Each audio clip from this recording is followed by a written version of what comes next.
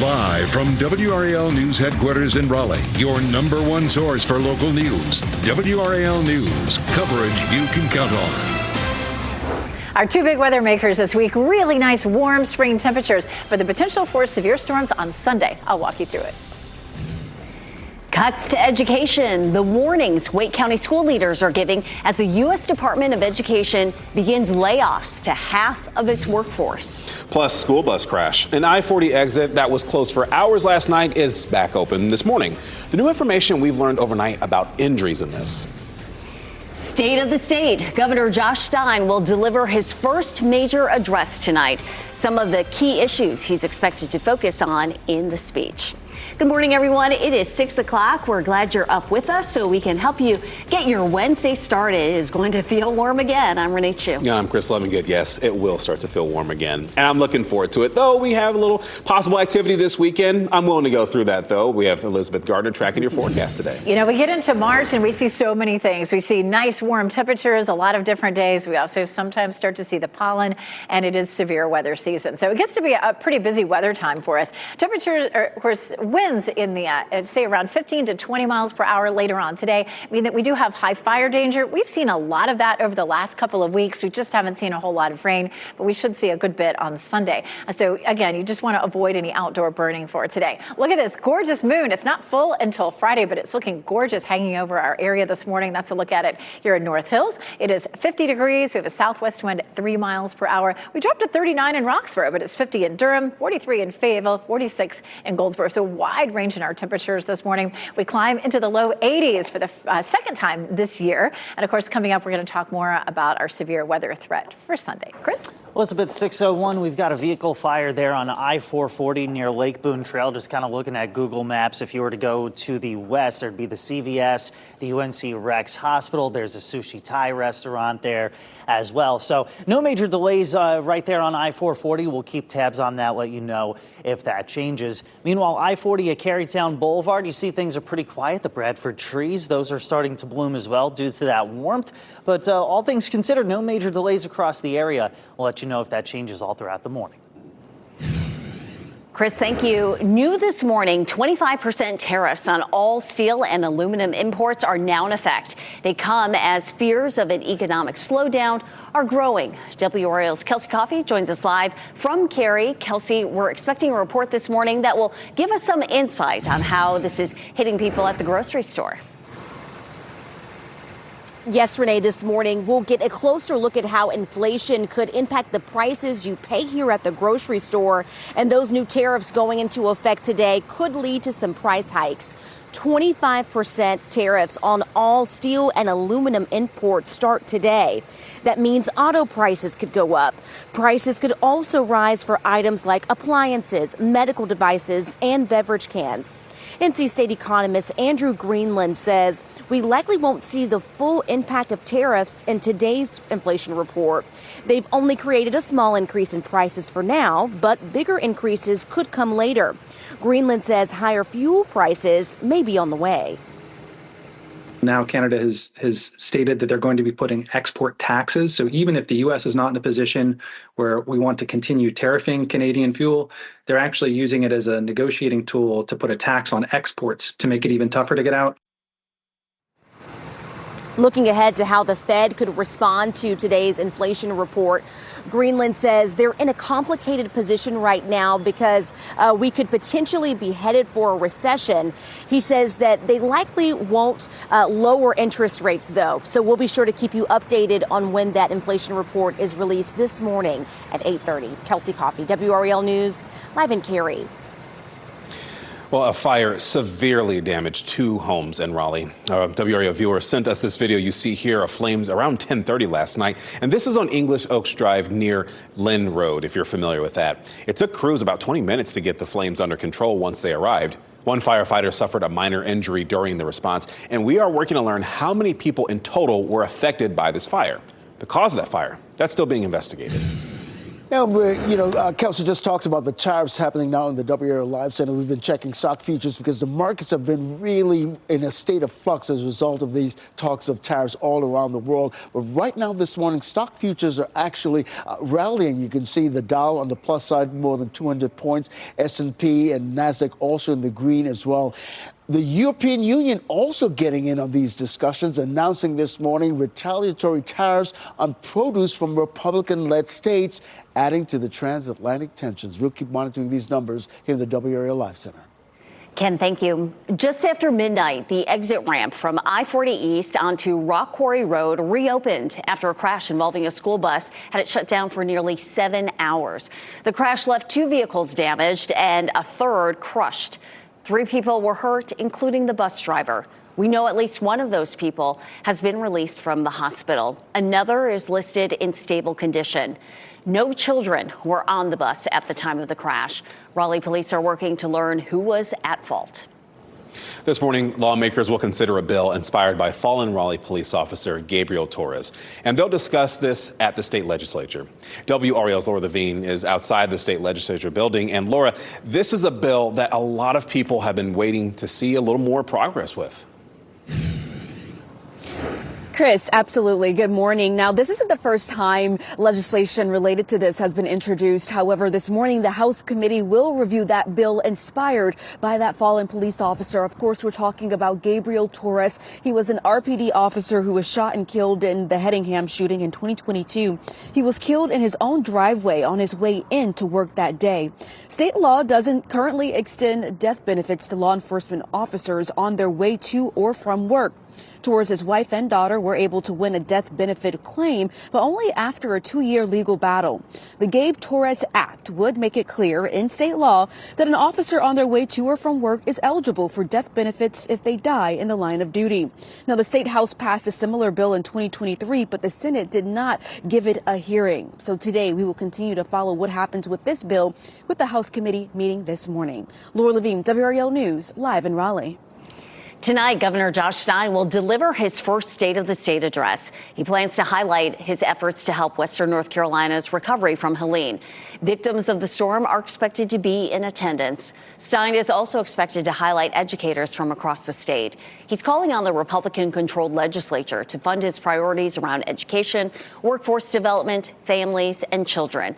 The address starts at 7. House Speaker Destin Hall will give the GOP response. We will stream both speeches live on WRAL.com. Dramatic cuts are coming to nearly half of the Department of Education staff. Administration officials say that all career employees at the department are being told to stay home, and they're saying this is because of a, quote, security event. They have been told to have their government-issued laptops with them. So let's break down the department by the numbers. The department says when President Trump was inaugurated, its workforce was 4,133 people. But after last night's actions, the department's workforce will total roughly 2,183 workers. The statement claims that the Department of Ed will continue to deliver on all programs that fall under the agency's purview by law, and that includes formula funding, student loans, Pell Grants, and funding for special needs students. But our state's largest school district is sending strong words of caution about all of this. Wake County Schools issued a statement saying, quote, efforts to dismantle the U.S. Department of Education and eliminate federal funding would cause significant harm to children, families, and our community. Even if funding is not eliminated outright, shifting responsibility from one federal agency to another could create bureaucratic delays, uncertainty, and gaps in services. But I must mention that as of now, the department is not indicating it will be handing off programs to another agency. School leaders in Johnson County have postponed a decision to change their harassment and bullying policy. The change would remove the terms sexual orientation and gender identity. Advocates who spoke at last night's board meeting say the changes could have dangerous consequences for some children and staff. Parents also share their concerns about the proposal. It will create loopholes and consequences for those who do choose to discriminate against, bully, or harass members of the LGBTQIA+ community. We asked School Board Chair Lynn Andrews what prompted the potential change. She says it is something the district needs to look at and make sure what they are doing is correct. The board's Policy Review Committee will discuss the proposal again tomorrow morning. Well, we're going to learn more about a crash in Apex involving a motorcycle. In fact, the WRAL breaking news tracker was on South Salem Street last night after this happened. And that was as teams removed their motorcycle from a ditch. You can see them doing that here. An ambulance was called to the scene, but there's no word on any injuries or what may have led to this crash. The ACLU is suing UNC Chapel Hill over the way people involved in last spring's pro-Palestinian encampment are being punished. Law enforcement forcibly cleared the encampment from UNC's campus early on the morning of April 26th last year. Police arrested more than 30 people. Most were charged with trespassing. The ACLU, along with the groups Emancipate NC and Muslim Advocates, says students who were arrested were suspended from classes and banned from campus. Their lawsuit claims that violates rights to free speech and due process. It is 6:10, left at school. I was ready to fly over there. If I could fly, I would have been there in 2.5 seconds. A Raleigh mom describes her fear when her child did not come home. How the school says the 10-year-old was left behind. And caught in a tornado, how a Florida woman took cover when a tornado took aim at her van. We have quiet weather in our forecast. A cool start this morning with temperatures in the 40s in some places, but we climb up to 81 degrees. We'll talk about when we have a chance for rain over the weekend. As you get into your car, tune to WRAL News Plus on your radio. In Raleigh on 99.3 FM. In Durham, 96.5 FM. And everywhere on 101.5 HD3.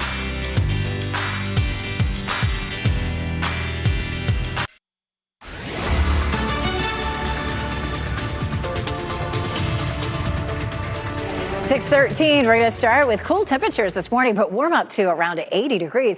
It's 50 in Durham and Raleigh right now, but 43 degrees in Fayetteville. We have a wide range in our temperatures from upper 30s to low 50s, depending on where you are. But everybody is seeing clear skies. We have the top of the tower lit in blue for clear skies. Of course, that's right behind the building here. And what a beautiful day. Great day to spend your lunch hour outside. Temperatures at lunchtime in the low 70s with lots of sunshine. Dog walking forecast also looks great. A little cool this morning with 40s in some spots, but this afternoon, a high of 81 degrees. So just enjoy. It's going to be such a pretty day. If you're walking the dog this evening, temperatures are still in the mid 70s. Coming up, we are going to talk more about our chance for some rain over the weekend, specifically some severe storms on Sunday. Chris?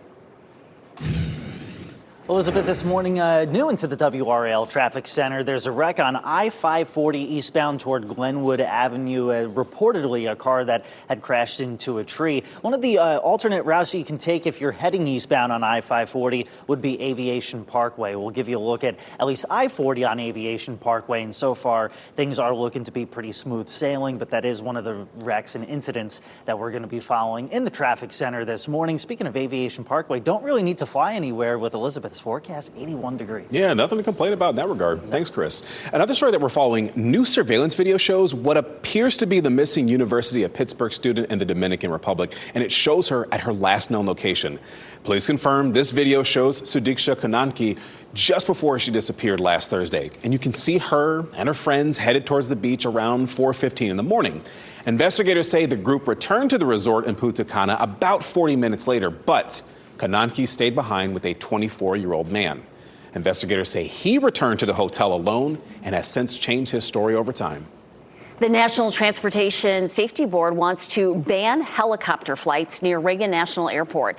Investigators are still trying to find the cause of the deadly mid-air collision between a military helicopter and a commercial plane in January. Right now, there is a helicopter flight restriction near the airport. The NTSB says extending the ban would improve safety. 67 people died in that crash. A final report determining the probable cause could take months. A Raleigh woman is grateful that her son with special needs was not harmed when he didn't return home. He was gone for hours after his school dismissed for the day. Jasmine Watkins has a 10-year-old son. His name's Makari. He's a student at Joyner Magna Elementary School, and he goes to school in the same transport van every single day. On Monday, Makari called his mother after school let out, and he said he was at school alone and not a single adult in sight. So if you picked him up that morning and you see that he didn't go on the van and I didn't pick him up, where's Makari? WRAL asked the district how how that was even possible. In an email to the families, the principal said there was a, quote, miscommunication between staff and the student's transportation service provider. They're reviewing the process to make sure nothing like this ever happens again. The State Department of Environmental Quality has asked Chemours to expand well testing for PFAS contamination in private drinking water wells near the Fayetteville Works plant. It includes portions of Cumberland, Sampson, Hoke, and Harnett counties. This will speed up the sampling process for sites that get primary drinking water for private wells. It will also provide access to clean water to homeowners around the plant. To learn more about the impact of PFAS pollution in North Carolina, you can watch our documentary, Forever Chemicals, North Carolina's Toxic Tap Water. You'll find it on WRAL.com under the documentary tab. A Florida woman says she was terrified being caught inside her work van during a tornado. And she was inside the van as the tornado hit near Orlando on Monday.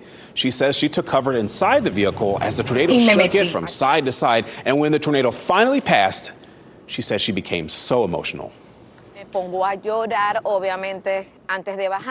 I started to cry before I got out because what you see in the video doesn't really explain what I felt and what I saw. I imagine so.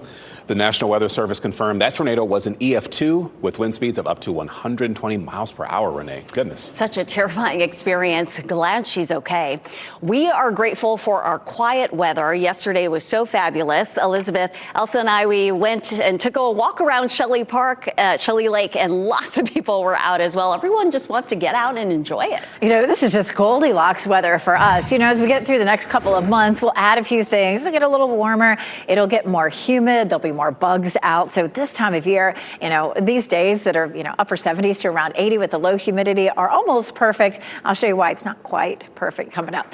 Fayetteville, Raleigh, Apex, Chapel Hill, all looking clear this morning. Chapel Hill's courtesy of Top of the Hill Restaurant. This is our severe weather season. And of course, we had a round of severe weather around a week or so ago. And we may see that again on Sunday. That severe weather threat is already kind of on the books, something we're watching for. We could also see some heavy rain on Sunday. We could see a few isolated showers on Saturday ahead of this, and some wind even outside of the thunderstorms as this gets closer to us. So on Friday, it's crossing the middle of the country. We're going to see a strong flow out of the south, really warming things up ahead of the front, but we'll see the best chance for some severe storms in the afternoon on Sunday. The Storm Prediction Center already picking up that chance of severe storms, but they don't actually put out that level 1 through 5 until we get closer, about 3 days out. But this is another area that they're watching on Saturday, and that does include the Piedmont of North Carolina, but not our viewing area. And then Sunday, it covers most of the state, our entire viewing area on Sunday. Here's a look at the big picture right now. High pressure keeping things nice and dry for us with a flow coming out of the south, keeping our temperatures warm. We definitely could use some rain, and we should get a pretty good soaking out of this, but some of that rain will fall heavy at times, so there could be some isolated flooding. Anywhere from 1 inch to 1.5 inches is likely through Sunday. How about outdoor plans over the weekend? Put a yellow light on Saturday. It looks a little iffy with a chance of a few scattered showers. And then Sunday with that severe threat, we're just going to put a red light on that. You don't want to spend too much time outside, especially during the afternoon. The morning may be okay, but we'll be watching. Speaking of morning, on Monday morning, there could still be some lingering showers, but then in the afternoon, it'll be breezy and dry for St. Patrick's Day. If you have plans in the afternoon and evening, it does look dry. Saturday will be a very warm day, but Monday for St. Patrick's Day, we're looking cooler with temperatures in the mid-60s. So a very spring-like forecast for us, Chris, of course, as we're looking ahead. Yeah, a lot of warmth and a lot of storms in it, especially by Sunday, and things starting to get a little busy this morning in the WRAL traffic center. A wreck that we first told you about a few minutes ago. This is on I-540 eastbound toward Glenwood Avenue. Reports of a car into a tree. Not seeing any major delays, but if you want to get ahead of that and take an alternate route, Aviation Parkway might be your best bet if you plan on heading into the capital city. Heading into the capital city, no major delays, whether it's I-40, I-87, or US 1. Keep in mind that you can listen to us anywhere in the Triangle by tuning in on 101.5 HD3. Funding delayed. The hang-up that has a $500 million package in relief for Helene victims stuck in the General Assembly. Open to ceasefire. The details of a deal Ukraine is backing after negotiations with an American delegation. And we do want to bring you your winning NC Education Lottery numbers right here on your screen.